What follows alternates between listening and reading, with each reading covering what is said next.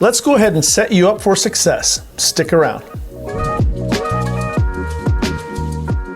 What's good, Enterprisers? This is Jason Ligo here again with Always Enterprise. And in this video, I want to share with you how you can set yourself up for success in your content marketing. That's right, we want to go ahead and set you up for success in your content marketing.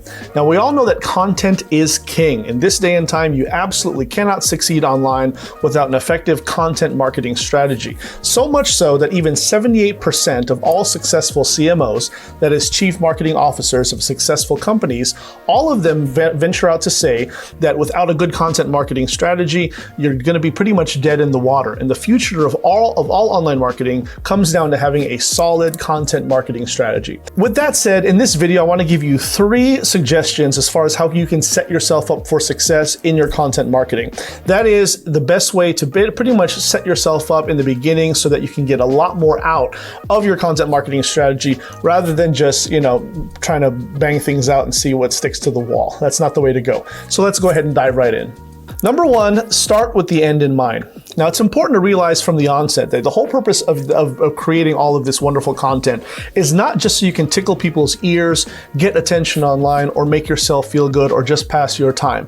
You are creating brand awareness. That's what content marketing is all about. The reason you create all of this different type of content, whether it's the spoken word, the visual aspect, or the verbal word being expressed in a podcast, you are trying to create brand awareness. That is, spread the word, get your name out there, and ultimately what you're trying to do is build and nurture an audience, and then ultimately turn them into paying customers by selling your products or your services. So with that said, what I would recommend that you do is go ahead and have a sales funnel created. And that way it's very easy for you to channel the attention of those who are tuning into your marketing over to said sales funnel, and therein you might actually get a sale much faster than you thought so in the beginning. At the very least, if you don't have a sales presentation already prepared in order to sell your product or service, again, at the very least, go ahead and create an email list. That way, the people who are tuning into your content, you can capture their information and continue to build and nurture that relationship over time. And then, of course, you can monetize them down the road. Number 2, pick your platform. Pick your platform. Decide what you like, decide where you're good at, and then of course build off of from there. Now, when it comes to publishing and content marketing, there are really only 3 major forms of doing so. There's nuances and varieties within these 3 themes, but again, it's only 3 major themes. The first of which is the written word. This is where blogging and article marketing come into play. Age old, but tried and true, tested and proven. It's still a very powerful way of putting content out there. And if you like to take the time to go ahead and write out these long dissertations and you're very detailed and very compelling with the way that you write, it can definitely be effective for you to lead people's attentions from one point into the next. So if that's what you want to do, go ahead and consider blogging. There's also the spoken word. That is, of course, by way of a podcast, formerly known as radio shows. Okay, but this is a great opportunity, again, for you not to be seen on camera, and so you can relieve yourself of some pressure there. But because there are people who can hear your voice, there's tonality and there's expressions and there's personality that they can perceive when they're listening to you. So if you want to go ahead and do that and you feel comfortable in this aspect, then podcasting is a great way for you to go. The third and final, of course, is the visual aspect. Okay, and the visual aspect is something I think is the most powerful. In this day and time, content marketing, the most powerful form of content marketing, I should say, is video marketing. And this, of course, is because it provides a whole lot more dimensions than just the written word or the spoken word. It's basically a way for you to interact with your audience without, of course, with the only limitation, I should say, being that they can't respond to you equally as well. And there's ways around that also. So what I would want you to do is, if you enjoy teaching with the visual aspect, for people to be able to see your tonality and see the expressions in your face, and for you to employ visual aids like maybe a whiteboard or other forms of instruction, then video marketing is very, very solid and a great option for you to go to. In which case, I would recommend either Facebook Live if you want to welcome interactivity. Otherwise, you can also use YouTube videos, much like the way that you're seeing this presented here.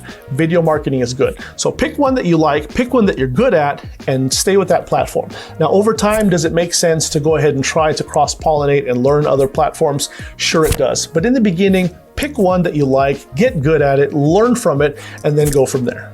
Number 3, develop consistency by creating a schedule. Develop consistency by creating a schedule. Consistency is the most important thing in all of your marketing. More important than how often you show up is the fact that you're showing up regularly. The same is true here in content marketing. So whatever it is, whether you're posting videos or posting blog posts or releasing podcasts, just make sure that you're consistent about it. The best way to develop this consistency is to create a schedule. Not only a schedule on how often you will create content, but more importantly, create a schedule on how often you will release content and post content. That way, your clients, your subscribers, your opt-ins, and your audience have a date and time and something that they can look forward to. All right, the last thing that you want to do is just to be sporadic. If you just want to sit down and try to, again, throw stuff at the wall and see what sticks, I think that's going to be a very risky strategy for you.